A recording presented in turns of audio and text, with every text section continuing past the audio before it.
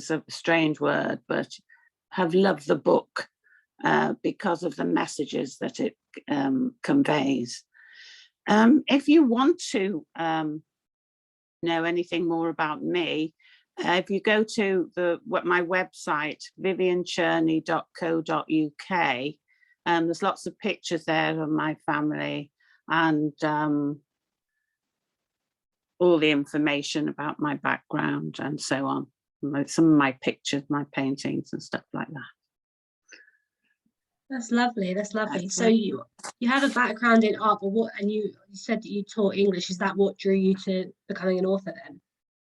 Well, I've always written, but I never really had the time to write books, because obviously teaching takes up a lot of your time. But the book's always been in my head and it's always been there. So once I stopped teaching, that's when I sort of was able to put it together. Great. So let's hear more about the book. Obviously, for those that haven't read it, it is very moving. Could you describe the storyline for the book, please? The storyline, yes, okay. So the novel is a poignant story about the traumatic lives of two women, and it's written in parallel. In 1930s Antwerp, having fled pre-war Poland with her family, Zosia, who's based on my mother, is a young Jewish woman who experiences the horrors of the Nazi regime. As a member of the French resistance, Zosia shows herself to be extremely courageous and risks her own life helping young Jewish children escape from persecution by transferring them from France to the safety of Switzerland. Grace's life is based in Lyme Regis, England, and her life is also painful as she endures tyranny from her father in childhood, which is augmented as an adult by the unbearable physical and mental abuse inflicted by a sadistic husband. Both women, despite their agonizing ordeals, battle to overcome their suffering, haunted by their past, and indeed are bound by the scars they share. The book weaves the narrative back and forth between the two women as they fight for survival in different ways. I wanted to convey the triumph of the human spirit, even when subjected to extreme cruelty and oppression. It highlights a generation of women in an age of gender inequality, but also conveys a universal theme of the struggle for freedom and identity. It's a book which, I'm told, enthralls the reader and portrays the ways in which prejudice, racism, misogyny were very prevalent in an era the book describes. It creates intense anger over the vicious and savage treatment of women, yet also portrays the optimism and hope of the human soul. The tale of these two women from different backgrounds juxtaposes their lives as they each journey through the decades, overcoming tragedy from World War II onwards. This narrative chronicles the injurious plight of women in an age of gender equality and demonstrates the disastrous effects of war and exploitation, and dynamically showcases the power of female friendship, engaging the reader, and is as relevant today as the settings shown. No, yeah, absolutely. I think what struck me definitely was the resilience of these women, for sure. I think the fortitude they showed and their resilience, and you definitely got that across, for sure. So you mentioned that one of the main characters is based off your mother. Would you like to describe your mother's background for us?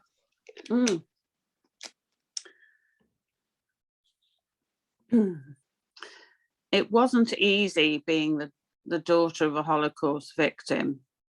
Although my Polish Jewish mother had not experienced the horror of the concentration camps, she suffered severe mental anguish from being persecuted by the Nazis in Antwerp simply because she was Jewish. Originally from Poland, she and her family moved to Antwerp, Belgium, to escape Polish anti-Semitism, only to become the subject to the horrors of the Nazi regime. She spent her formative years trying to live while constantly having to move from country to country with her parents and her sister in order to survive extermination. During her time in hiding in France, she bravely joined a French resistance group and helped Jewish children escape through the snow-covered mountains to the safety of Switzerland. Living in fear of being caught and slaughtered and constantly having to look over her shoulder in case she would be sentenced to death took its toll. Most of her extended family in her birthplace of Poland were annihilated, and she felt guilty for having survived. Throughout my life, my mother gradually began to relate to me the torment of her experiences in World War II. Sorry, it was extremely difficult for her, and I constantly felt her pain as I wrote down her harrowing details of terror in trying to flee from the German soldiers. She did not really want to tell me what happened to her in case it upset me, but when she did, my mother did obtain some cathartic relief. I felt like I had taken on her burden and was instructed never to repeat anything to anyone. Having kept all my written documentation, I knew that one day I would find a way to tell her story and relate to everyone her bravery, as I was so proud of her. I decided to write a fictionalized account of her life, as I felt that this would show the emotional impact of the horrors that she endured. And so, Bound by the Scars We Share was created. She was definitely an unsung heroine. When she was alive and living in Liverpool, most people did not know what she had been through. If you want any more information about that, you can go onto Daily Mail Online, daughter of Holocaust survivor, and that gives a detailed account of my mother's life and probably more than I've put here. Yes. No, thank you She for had a sharing very that. hard life. Yeah, no, that's I awful. found that very difficult to tell you all, but it's in the book. It's incredibly moving, and thank you for having the courage to even share that. I think every story like your mum's needs to be told, so it's never repeated.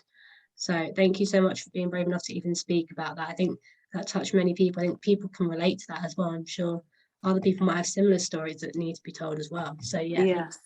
Yes. I think so. I'm sure obviously your mother inspired you to write this book, but what else inspired you to write about the struggles of women and their bravery? But was it your mother, or have there been other brave women in your life? There have been other brave women in my life, obviously. I wanted to write something which would communicate to people the struggle that women have.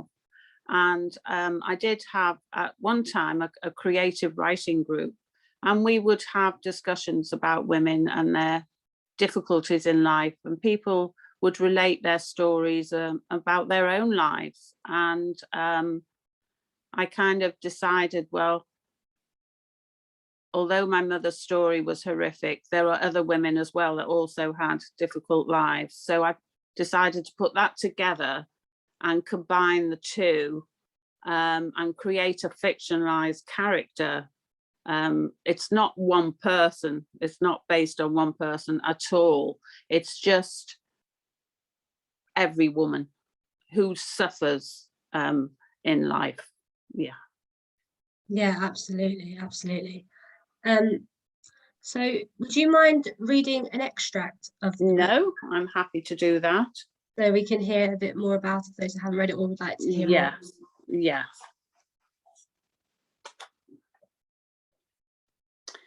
Okay, so Zosha and her family have managed to escape and are living in a farm, in an outhouse in France.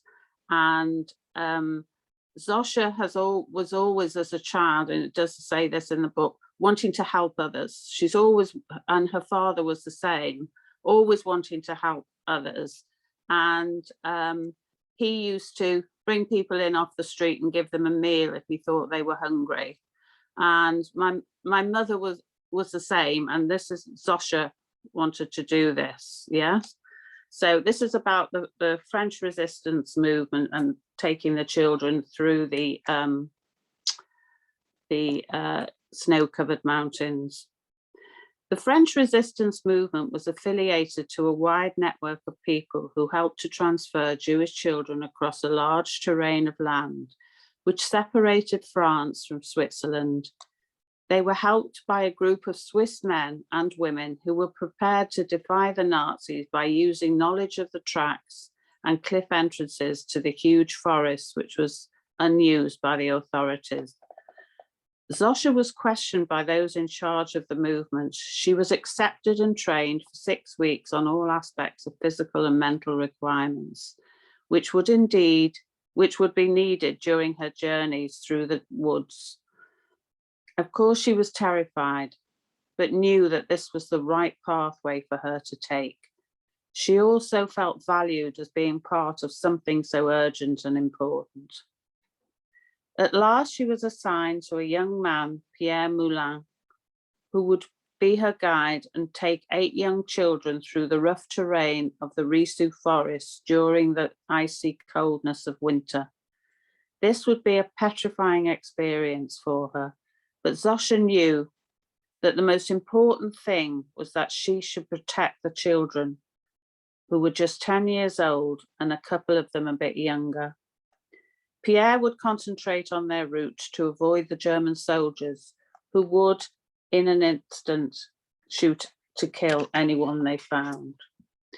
Zosha had been told by her parents to try and remain in Switzerland once she had transferred the children there. She hoped this would be the case, but did not dare to think about it. Although she desperately desired this haven, she thought of securing her own safety while the lives of her family were still in peril was unbearable. Having arrived by train at Tonon-le-Bain station, and all with false papers, they rushed to the nearby snow-covered forest, which would help to shield them from any soldiers. It was dim, cold, and miserable. Zosha found an inner resolve to be strong and courageous. She was happier when nightfall covered them with its dark veil. Zosha knew that Pierre was familiar with the route and felt comforted by that. Encouraging the children with smiles, hugs, and praise, all executed in whispers, Zosha hoped that this would melt the ice of death which might envelop them. They walked and walked till nightfall. Zosha ensured that her charges kept up. She did not want these children, who were the blossoming seeds of life, to experience the worm of death. It was very difficult trudging through the snow, yet the children, aware of the dangers ahead, never complained. Suddenly there was a gunshot, then another, then several of them all at once. They had been discovered. How? No one knew they were there, unless someone had spotted them leaving the station and heading into the depths of the forest. Pierre told them, "Align yourself with the branches and pretend you are one of them," he added with a smile on his face, as though he was suggesting a game to play, and certainly not as if their lives depended on it. "I don't think they have any dogs with them, so we are in luck, he whispered to Zosha with hope and encouragement. Quiet little ones, Zosha mouthed to the three absorbed youngsters. Sorry, to the tree-absorbed youngsters who had blended with nature like primitive creatures naturally content in their habitat, but hardly daring to breathe. Zosha's heart was beating as if she was running in a race.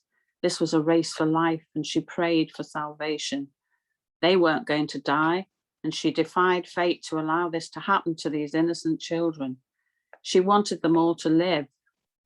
They were so young and did not deserve to have their lives exterminated in this way.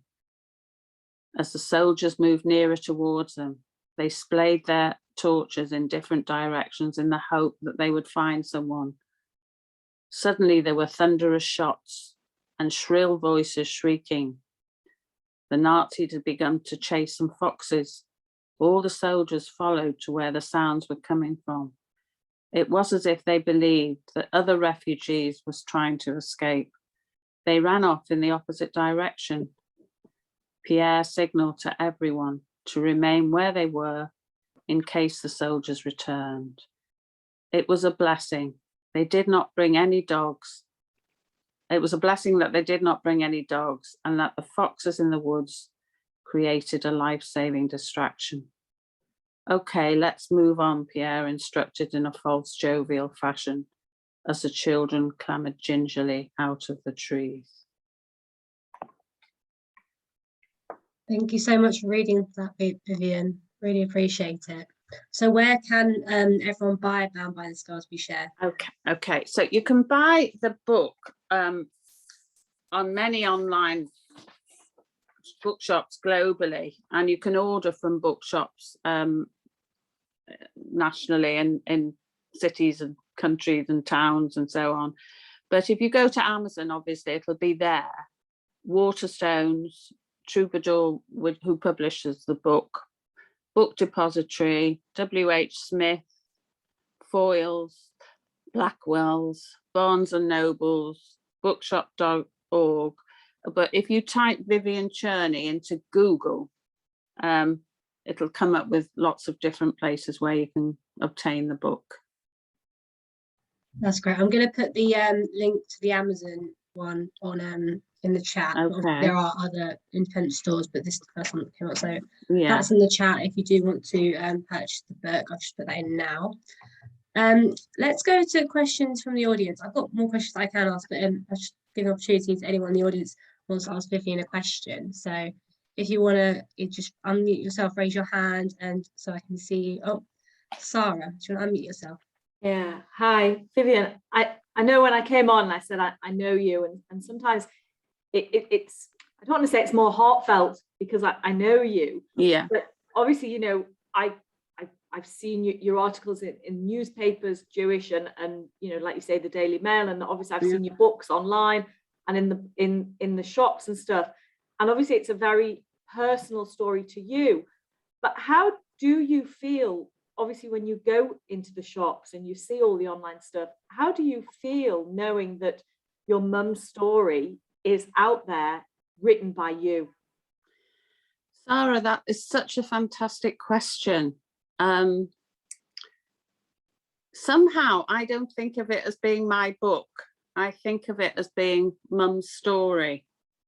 And so you asked the question in that way, that I just feel that after her hard life, which she did have a very difficult life, and that's Zosha's account in the book, I felt she deserved for her story to be out there.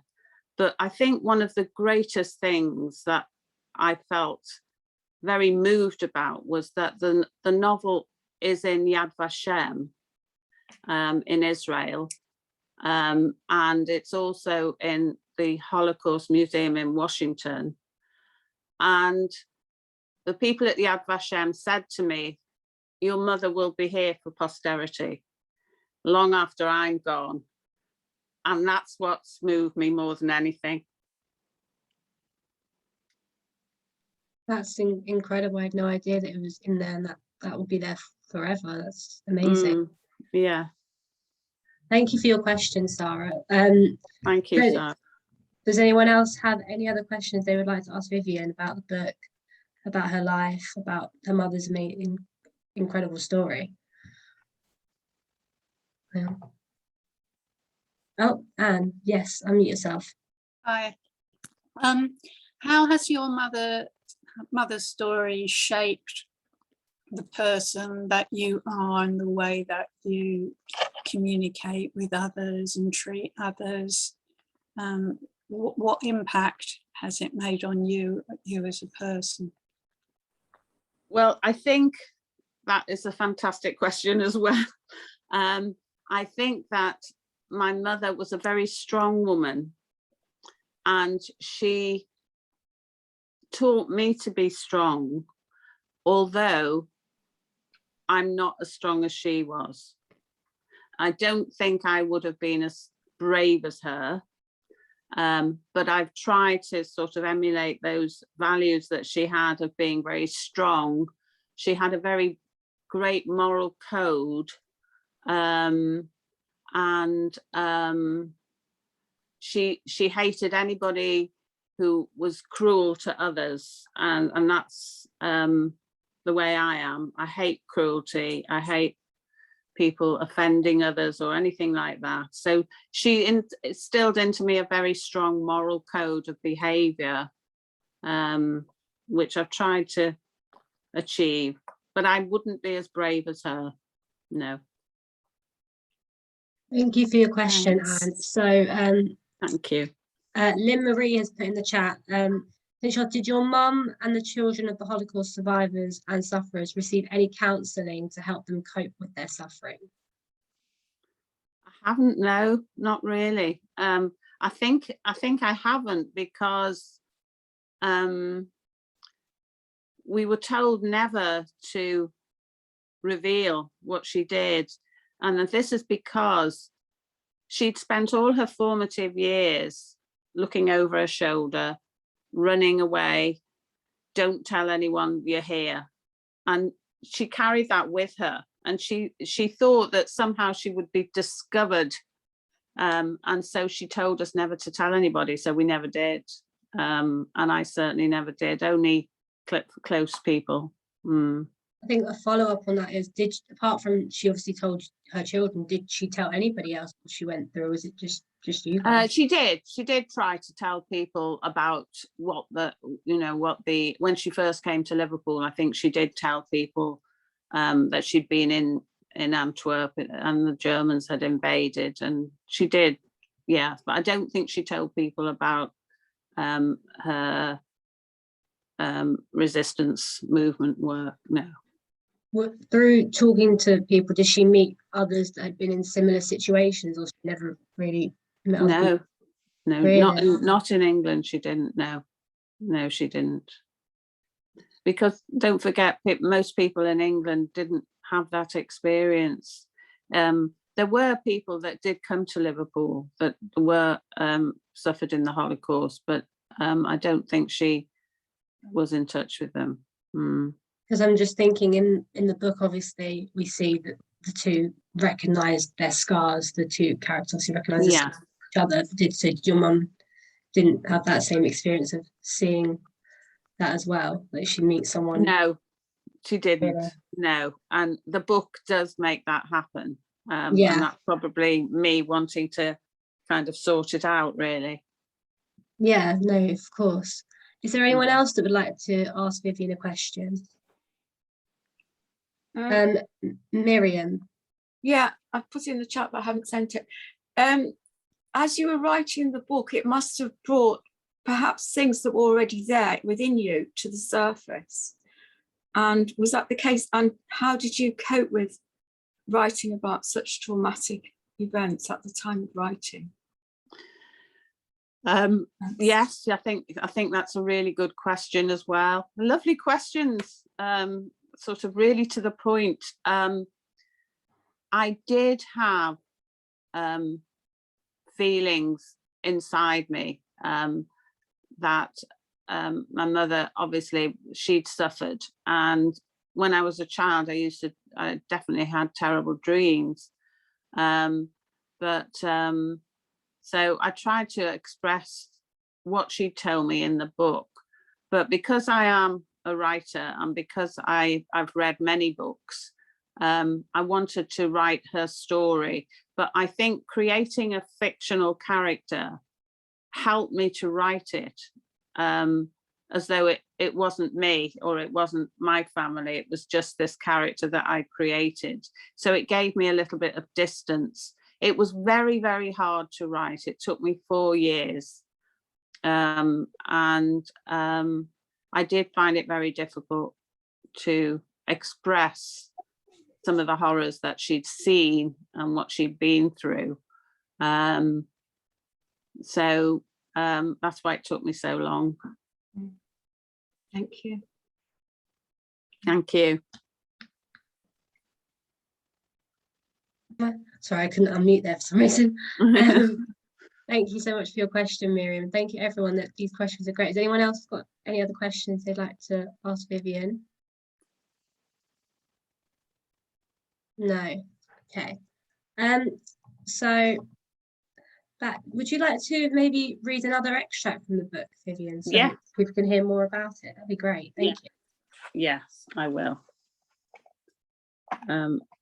Just 1 minute.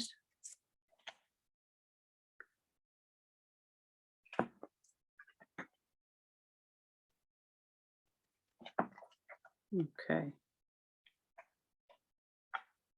So the bit I'm going to read you now is when the Germans soldiers marched into Antwerp. In 1940, the German soldiers marched menacingly into Antwerp with a murderous spring in their steps, carrying orders to destroy and ultimately exterminate the Jews living there. As the Nazi invaded, paraded along the road, they were accompanied by huge metallic monsters, slowly and determinedly entering the streets. A pack of voracious lions ready to destroy their prey, with the leader of the pack sitting proudly astride his tank, enjoying the fear that he was creating amongst the petrified Jewish and Gentile population who had been, excuse me, conquered. I'll just have a drink, sorry. No worries, no worries. Take your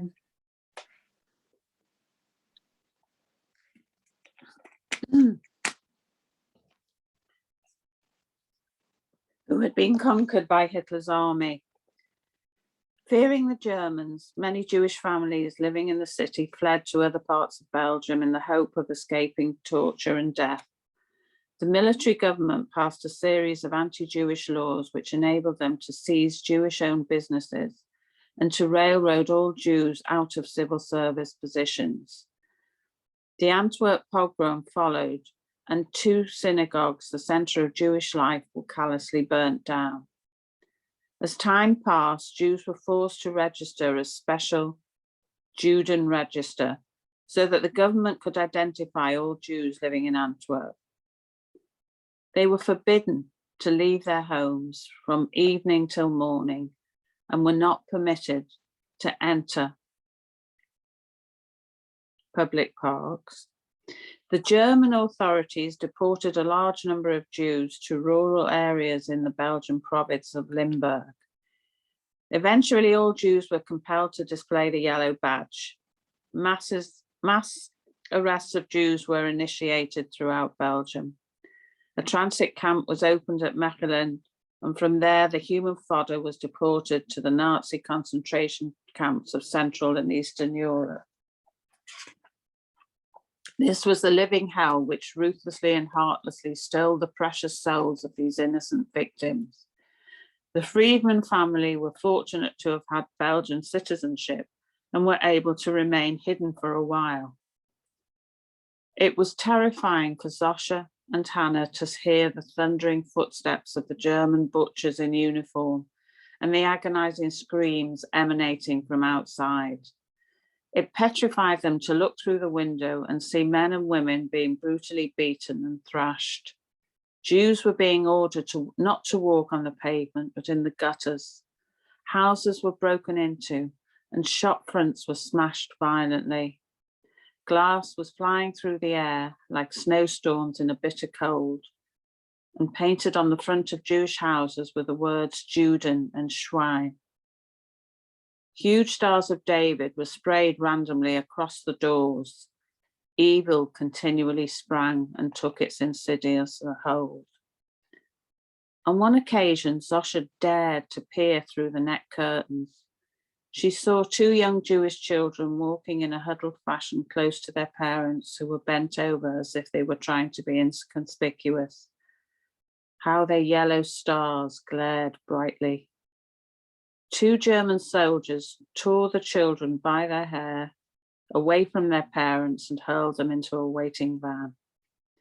When the shocked people of the gathering crowd pathetically pleaded with the soldiers for the lives of the parents, they were both shot instantly. The gunshot sent a chill through Zosha. Choking on her vomit, Zosha ran to the bathroom. When she returned to the living room, she looked desperate and shaken. Why, Papa? How could human beings do such a thing? She asked Shmuel with tears stinging her face. They are not human.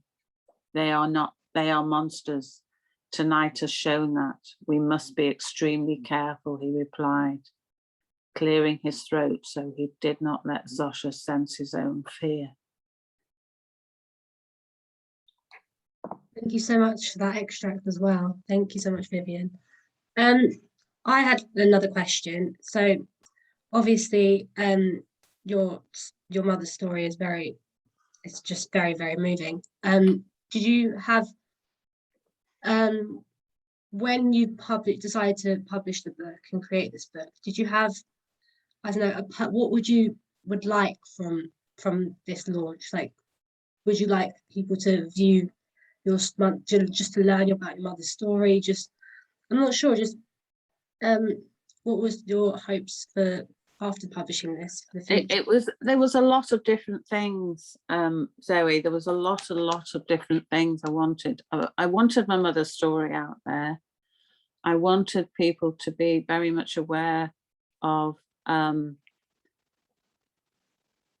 racism and what damage that can cause, of what misogyny can do. And I wanted people to be aware that women are strong and women have a capacity for incredible courage and bravery.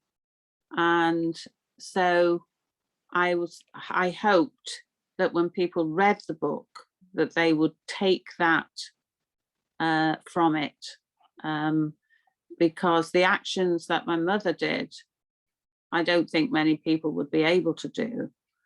And although I haven't experienced it, when someone is abused personally by their father and their husband, I think that is a triumph when people manage to survive that type of suffering as well. And so it's the strength of women, I think, ultimately. Yeah. Absolutely, I think that definitely comes across in the book for sure. Does anyone else have any other questions from the audience? Oh, Nikki. Hiya, sorry I'm late to the party. No worries. Hi, Nikki. No, this I had the book delivered yesterday, so I have started reading it. But the reading you just did, it says something which I found quite poignant, which is these aren't people, these are monsters. And and Jewish people were always referred to as inhuman, and it's nice to see it kind of spun around to say, actually, no, we are the humans. And because it's quite a poignant day for me today, because it would have been my father's birthday, so that's why I've been a bit quiet. Happy. Sorry. Yeah. Are you okay? Yeah, I don't know, I'm good. But what he used to tell me about my grandparents, Yes. it was always kind of unspoken. But Yes. when I understand that. I've been through that fact that, you know, they get to a point and they don't want to tell you anymore. They don't want to speak about it because it's too painful for them, and it's also painful for you. So they don't really want to do that. but So when it's my kept father, hidden. yeah, when my father got ill though, that was probably the most he ever told me about anything. Because he was, as you can probably tell, I'm not that particularly old. My father was an No. older father when I was born. Yeah. He was actually born in 1943, and he was lucky enough that he was born in England. He wasn't born elsewhere. So he was lucky that him and his parents, you know, found somewhere lovely to live, and they moved to this little village, and everyone was very accepting and lovely. But when he got ill, he sort of told me everything that his parents had told him, and it was a lot to take in at that age. Yes. Oh. What he did tell me was how these amazing stories about, you know, he told me all these horrible things that you've mentioned in your book, and Yeah. Yeah.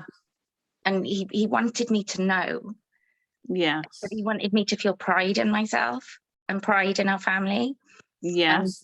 And to see, you know, I think he was basically trying to say, look how easy you've got it.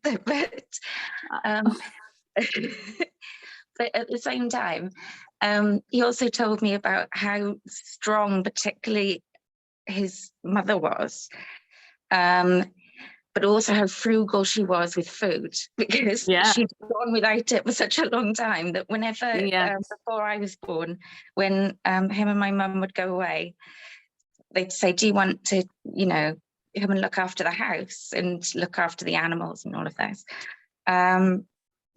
And when they'd come back, they'd find like pieces of like challah that size, wrapped in cling film. Yes, I know that one. Yeah. Yeah. And it would just be because nothing could ever go to waste. And I No, think that's something that's just been absolutely. passed down. And so when I haven't finished your book yet, but there's just certain parts of it that just ring true from what my dad used to tell me. I'm glad that it's been able to help you. Yeah, it has. And I mean, he's been gone a while now, but you know, he's with me all the time. And Yeah. you know, Yes. he made me, and Zoe will tell you, I'm fabulous. Zoe's Yeah. probably shaking her head going, no. No, I think that it's very difficult when you find out what your family have been through, and it doesn't matter how old you are. It doesn't matter whether you're a teenager or whether you're, you know, a youngster, or whether you're middle-aged or whatever it is. When you do find out, it's terrifying, and you do have to learn to come to terms with it. And if my book has been able to help you, not help you, but help you, give you some more insight into the period, I hope that you have been helped. No, it has, and I have to say it's beautifully written as well. It's Thank you. It's incredible. I'm really enjoying it. Like I said, I haven't finished it yet, but No. guaranteed. I'm working from home today, and by working I mean probably not doing much work, because it's probably going to be finished by the end of today. Because once I start, I can't stop. So I'm just going to finish it today, I think. I think you will.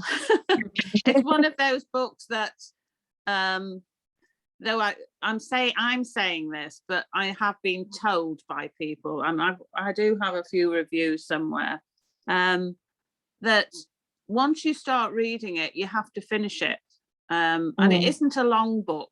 It's quite a short novel, so people do sort of get to grips with it and finish it quite quickly. So yeah, you probably will finish it very quickly, and hopefully you'll feel, well, it's not just me that's suffered, it's not just my family that's suffered, there are others who have suffered, and it's shared. Thank you. Thank you. Nikki. Thank you, Nikki, for being brave enough to speak as well, and sharing your own as well. Thank you. And if think you it's- need to get in touch with me, you can do, and we can chat if you want to. Thank you very much. It's very kind.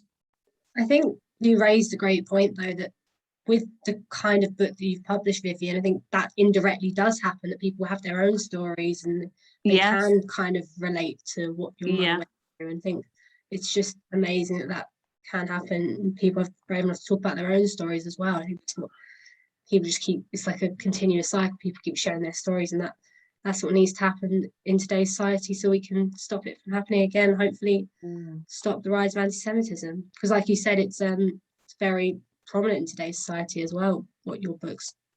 Well, it is. I mean, I think it's as relevant today, in a different way, but it's still there, it's still out there, it's still growing, the anti-Semitism, and it's frightening.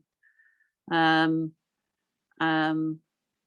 somehow I wish my mother was still alive today, and I'd like to know what she would think about it, and so on. But there are people who are fighting it, and I take my hat off to them. They're brave people who, maybe Sarah could tell us a little bit about that, Sarah, because you're involved with that, aren't you? Yeah, I mean, it's one of the board's main aims, really. You know, we stand up for all Jews in the country, and we're constantly fighting the anti-Semitism that's going on. Yeah, you know, I mean, there was a statement put out yesterday about what's going on even in Poland, you know, and of course that's where it all stopped, well, partly where it started. So yes, we will continue to fight, and I think nowadays people are not quiet maybe like they were many years ago, and I think that's standing in our favor as well. Yeah, Absolutely. and Israel. And Israel. We have a question from Lynn Marie. Do you want to unmute yourself? Hi. I Hi. was going to say, my first experience of learning about the Holocaust was in school, because I'm not from a Jewish background, and it was Right. reading the Diary of Anne Frank, Yes. which was an amazing experience of a young Yes. girl growing up. Yeah. No. And I was just going to say, because the stories were not known and not shared, I was just wondering how you went about piecing it together and researching and putting it all together. Yes. Background. Thank you. That's a great question as well. My mother always said that Anne Frank and her family stayed in one place, and that was their downfall, because eventually they were discovered, because that's what happened. People told other people, the Germans found out. And she said her survival and her family's survival was because they moved as soon, I mean, it's all chronicled in the book, but as soon as they, first of all, my grandfather refused to sign papers to say that they were Jewish.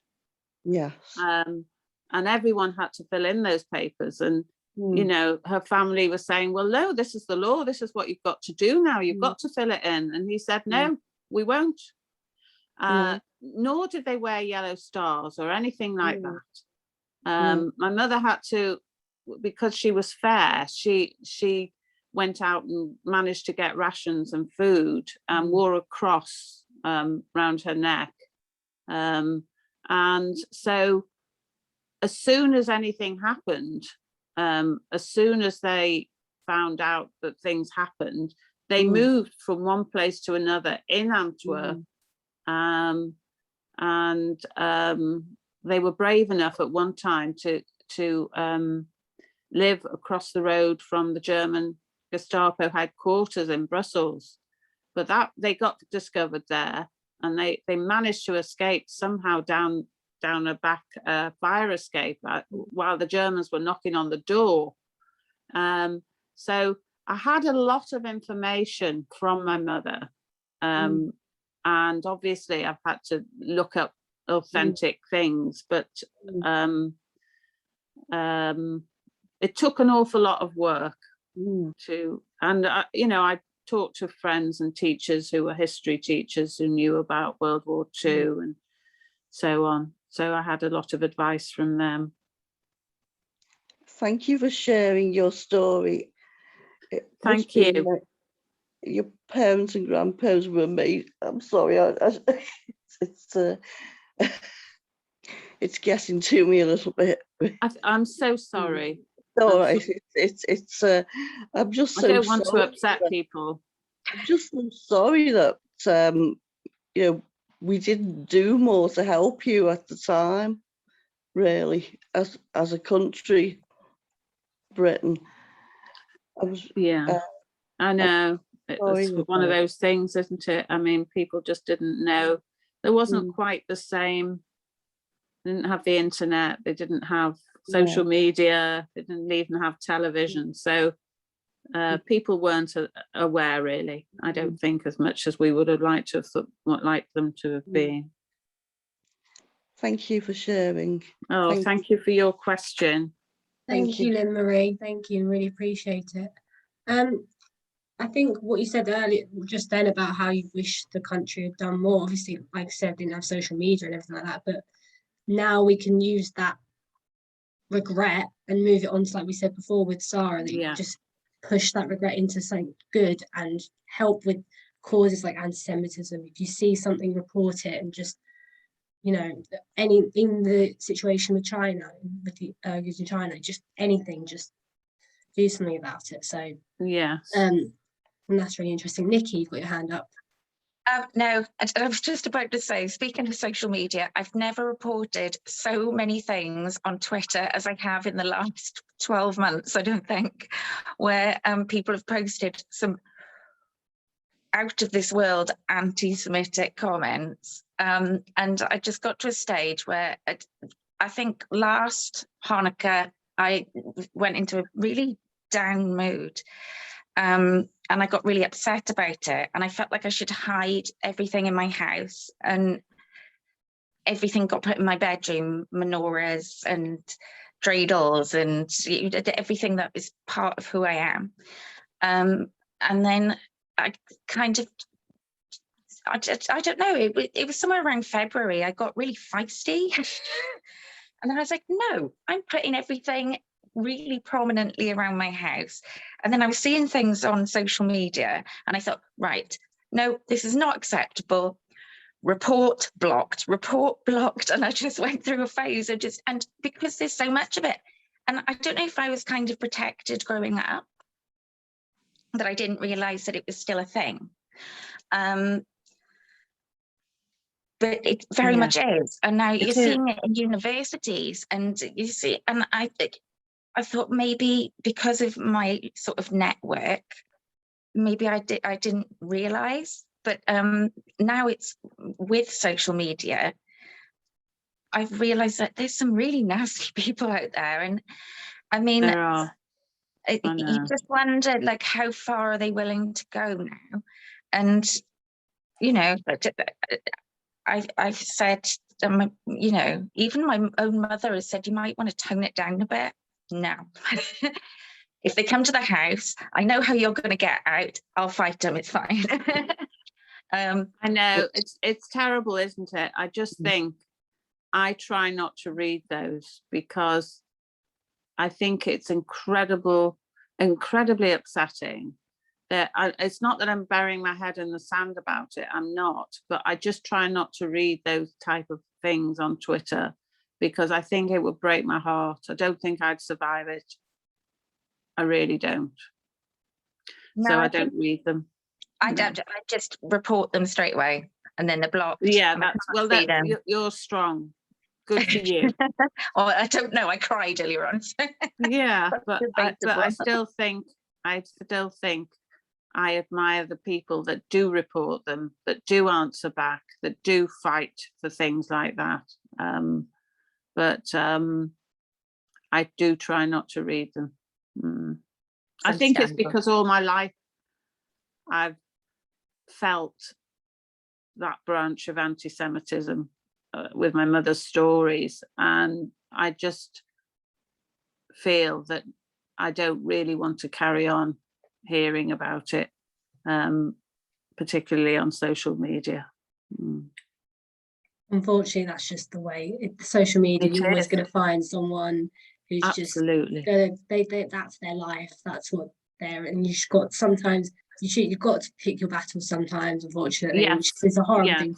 But Yeah. there's some nasty people, and you can't change their mind, unfortunately. And that's just No, not at all. So on that note, thank you so much, Vivien, for being here today and for sharing your story, for hearing about the book, for sparking such a prominent conversation today in our coffee break. And thank you so much. And thank you everyone for all your questions as well. And it's been a really, really moving coffee break this morning, and I hope everyone else felt that as well. And just hearing your mother's story, and your mother would be incredibly proud. And I do encourage anyone who hasn't read the book yet, please do. And obviously we heard a few extracts from Vivien today, but it is very, very moving and just such an important story to hear and to read about. So like I said, the link is in the chat, and I'll send out an email as well with other links to the book. But thank you so much for joining us. While I've got you here, there's a few things coming up with Jewish Small Communities Network. So on the 29th of November, we have a Hanukkah lighting. So Nikki is excited for that. On the 30th, we're joined by Denise Phillips, so she'll be doing some cooking for us. So make sure you register for that. That's on the JSCM website. We have Pam Fox in December talking about Jews by the Seaside, which would be great as well. And the final thing is that at the moment there's a thing where you nominate a charity to win £1,000. But there's a movement for good, and they're giving away £1,000 to 120 charities. We would love if you could just quickly nominate us. All you got to do is go on the JSCM website and click the top thing. There's a homepage, takes 2 seconds. Just put Jewish Small Communities Network, and you can nominate us. So we'd really appreciate that. But thank you so much, Vivien, for being here today. Thank you, everyone. Thank you very much for having me on here, and thank you to everybody for your wonderful questions and for your support. I appreciate it very much. I know my mother would too. You've done her very, very proud. Thank you so much, everybody, for joining. Have a lovely week, and I'll see you next week at 10:30. Bye. Have a lovely week. Thank you.